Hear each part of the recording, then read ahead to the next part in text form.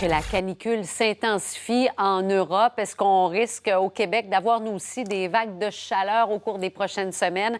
On en parle avec Alexandre Parent, météorologue chez Environnement Canada. Bonjour. Qu'est-ce qui est prévu exactement en ce qui a trait aux canicules, aux vagues de chaleur là, pour les prochaines semaines? Oui, donc après avoir connu un printemps, oui, frais, là, entre 1 et 2 degrés Celsius sous les normales, disons que, premièrement, il n'y a pas vraiment de lien à faire entre la météo qu'on a connue ce printemps et l'été qu'on va avoir.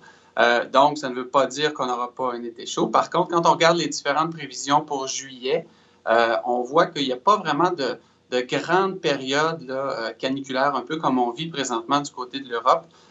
Et un peu comme on a vécu l'année dernière. On avait eu une séquence l'année dernière du 29 juin au 5 juillet où on avait eu 7 journées consécutives là, sur le sud de la province avec un mercure dépassant les 30 degrés Celsius.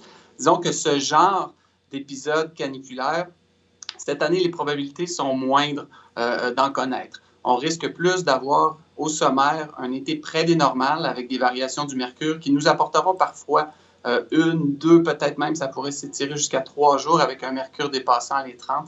Mais il n'y a pas, disons, de grandes périodes très, très chaudes ou d'un sommaire, un été très chaud comme on a vécu l'année dernière.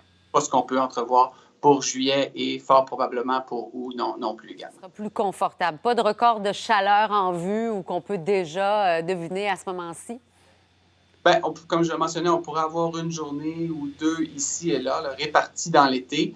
Mais déjà, la vague de l'année dernière, on l'avait vu venir environ 3 semaines d'avance. On ne voit pas ce genre de canicule qui pourrait s'étirer sur une semaine avec des impacts importants. On se rappellera les nombres de décès qu'il y avait eu dans la grande région de Montréal principalement. Donc, disons, ce genre d'épisode pour juillet, du moins, c'est pas ce que laissent entrevoir les différents modèles. Alexandre Parent, météorologue chez Environnement Canada. Merci, très éclairant. Bonne journée.